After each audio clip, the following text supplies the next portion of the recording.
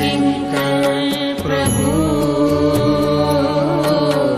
शरणं प्रपद्ये।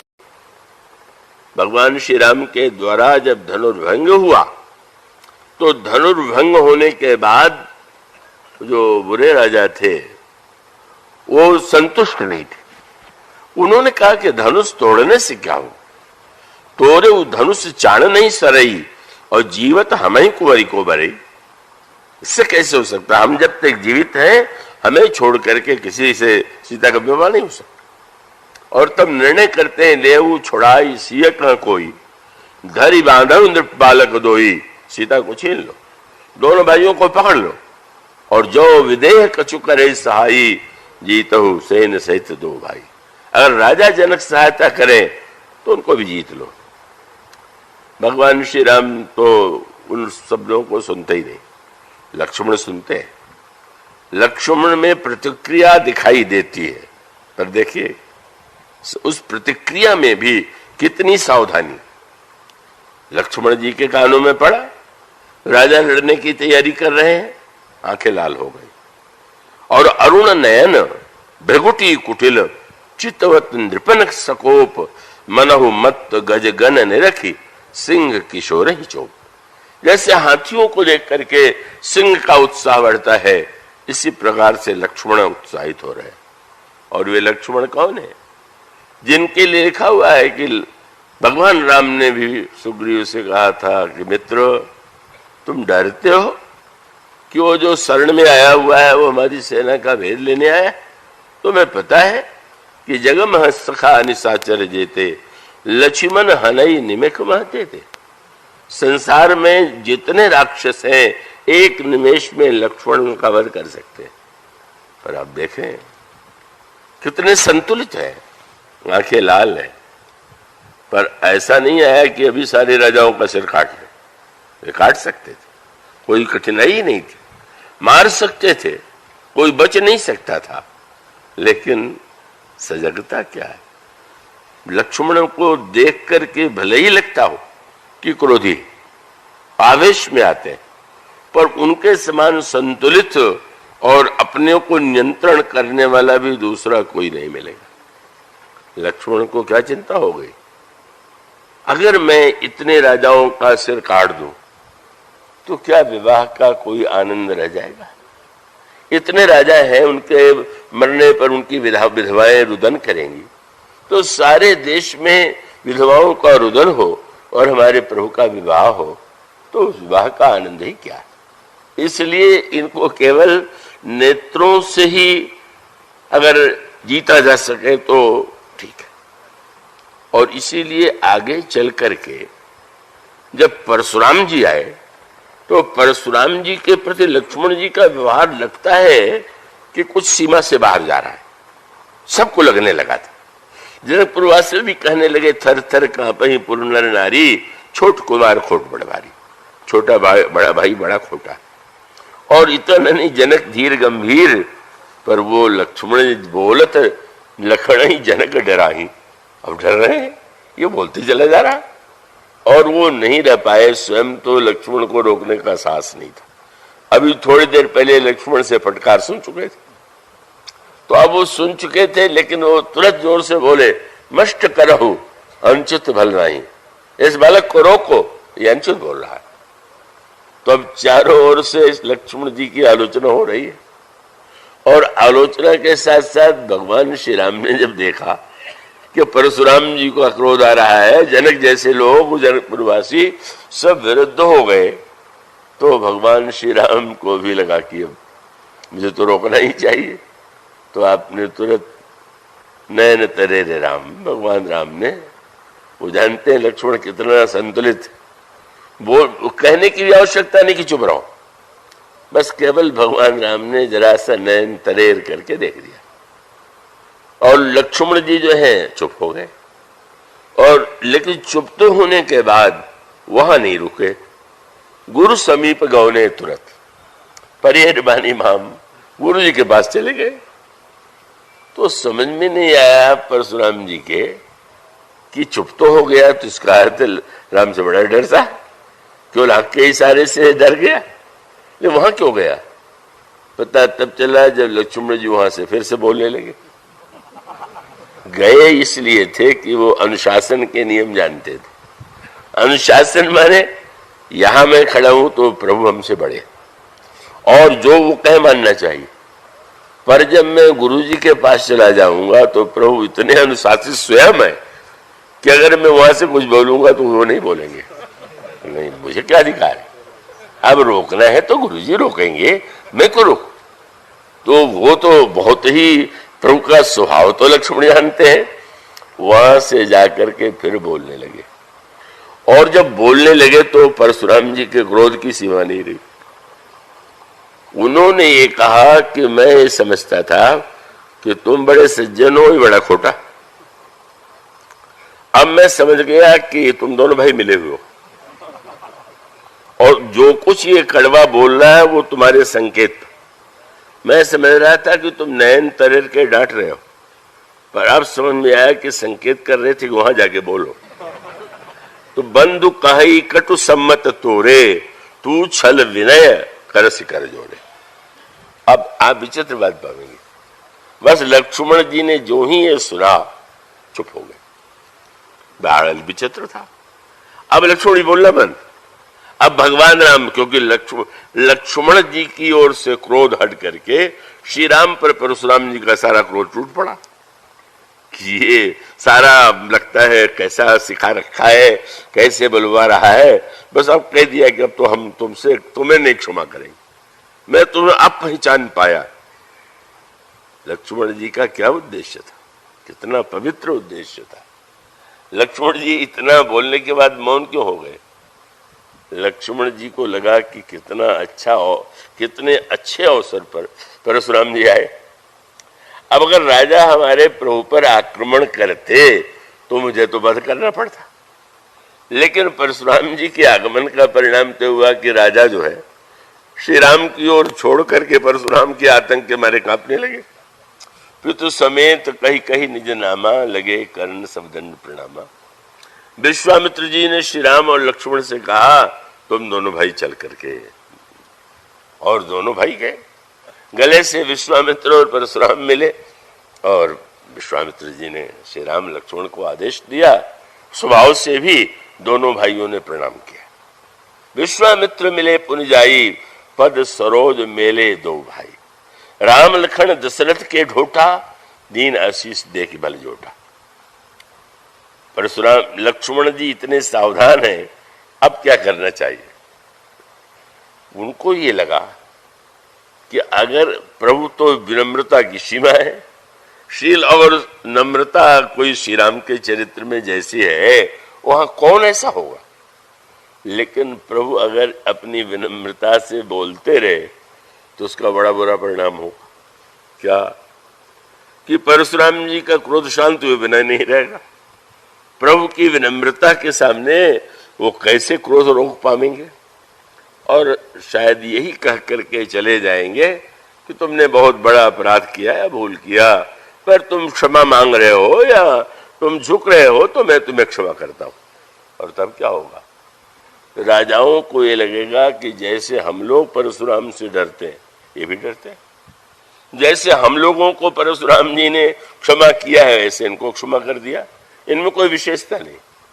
इसलिए उन्होंने निर्णय किया कि किसी तरह से परशुराम जी अगर यहाँ से हार के जाए, प्रभु की महिमा को प्रकट करने के बाद जाए तो हजारों राजाओं का सिर कटने से बच जाएगा, लड़ने नहीं पड़ेगा।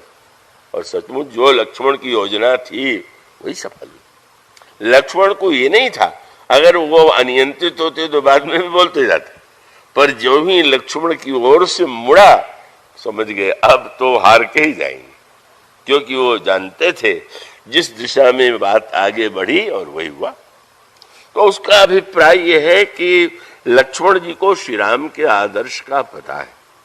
भगवान राम का चरित्र माने प्रतिक्रिया को अगर जीवन में स्वीकार भी करना हो तो उतना संतुलित होना चाहिए कि जितनी आवश्यकता है उससे जरा भी अधिक नहीं। और इस संदर्भ से उन्होंने यही जानबूझ करके, और कितना सुंदर हुआ, कितना अच्छा हुआ एक महानतम ऐसा महान पुरुष जिसने 21 बार सारे क्षत्रियों का संहार कर दिया हो, जिसने लड़ने के लिए बार बार कहा हो और अंत में लड़ना कौन कहे, अंत में श्री राम को धनुष बाण दे करके स्तुति करके चले गए हो। कुछ नहीं हुआ, एक शब्द, केवल लक्ष्मण की चतुराई का यह परिणाम था। और परिणाम क्या हुआ? जिस समय परशुराम जी भरी सभा में श्री राम की स्तुति करके गए, परशुराम जी स्तुति करने लगे जय रघुवंश बनज बन भानु, तो सबसे पहले राजा भागे। तो परशुराम जिनसे डरते हैं, परशुराम जिनकी स्तुति करते, हम क्या किस तरह से सामने खड़े होंगे? बोले अपभय कुटिल महीप डराने, जहां तह कायर गवई पराग। कहाँ जाना है ने बोले यहां से तो भागो। मानो लक्ष्मण जी का स्वभाव माने लिखाई देता है कि बड़े क्रोधी, बड़े प्रतिक्रियावान, लेकिन प्रतिक्रिया पर संतुलन अगर कोई देखे तो लक्ष्मण जी के चरित्र में। जनक ने कह दिया पृथ्वी वीरों से खाली हो गई, ये कह दिया कि प्रभु अगर आज्ञा दे तो मैं 100 योजन तक इस धनुष को लेकर के जाऊं और इसको तोड़ दूं, मूली की तरह तोड़ दूं। और थर थर कांपने लगे, पृथ्वी कांपने लगी, सारे राजा कांपने लगे, लेकिन कितने संतुलित। जब ऐसा बोले तो क्या विश्वामित्र जी ने कहा कि नहीं लक्ष्मण तुम बैठ जाओ? क्या श्री राम ने कहा? ना ना, लिखा हुआ है सह नहीं रघुपति लखन निवारे, आंख से देख लिया और प्रेम समेत निकट बैठाए, बड़े प्यार से लक्ष्मण को पास में बैठा लिया। क्यों? लक्ष्मण ने अपनी भूमिका पूरी कर दी। मानो जब उन्होंने क्रोध किया और सब लोग कांपने लगे, दिख गए, तो लक्ष्मण जी का एक उद्देश्य तो प्रभु से अनुरोध करना था कि महाराज अब सभा में दो ही अडिग है, या तो आप उठ ही नहीं रहे और या धनुष, तो ऐसी कृपा करो कि आप तो उठ जाओ और उठ करके इस धनुष को इसको दिखा करके लोगों का कष्ट तो दूर कर दो। और विश्वामित्र जी भी यही चाहते थे। तो मानो यह प्रतिक्रिया का रूप कि जहां पर बस यह ध्यान है, उद्देश्य पूरा हो गया। फिर प्रसन्न होकर श्री राम ने संकेत किया, लक्ष्मण बैठ गए। विश्वामित्र जी ने तुरंत कहा उठो राम। मानो हर प्रसंग में वह सत्य दिखाई देता है। यह तो लोग देखते हैं कि लक्ष्मण बड़े क्रोधी हैं, लेकिन कितने संतुलित हैं ये बहुत कम लोग देख पाते हैं। इसीलिए तो जब भगवान श्री राम समुद्र के किनारे अनशन करने गए थे, तब भी लक्ष्मण जी बिगड़ खड़े हुए थे, क्योंकि विभीषण जी ने कह दिया समुद्र कुलगुरु है, प्रार्थना कीजिए। और भगवान ने अपने स्वभावशील के अनुकूल कह दिया कि सखा कही तुम नीक उपाय। वाह वाह मित्र, तुमने बहुत अच्छा उपाय कहा। और सहज स्वभाव से ये भी जानते थे कुछ नहीं होने वाला है। बोले करिए दैव जो होए सहाय, तुमने बहुत बढ़िया उपाय बताया और मैं करूंगा दैव सहायक होगा। बस लक्ष्मण जी तो दैव शब्द आपके मुंह से, ना तो दैव कर कौन भरोसा, सोखिय सिंधु करिए मन रोसा। आप अनशन करेंगे, समुद्र को सुखा दीजिए। कितने क्रोधी लग रहे हैं, प्रभु को भी की बात काट दिया। ये तो आलसी लोग पुकारते हैं देवी देव, कादर मन कर एक अधारा, देवी देव आलसी पुकारा। लेकिन इसी बीच में घटना घट गई।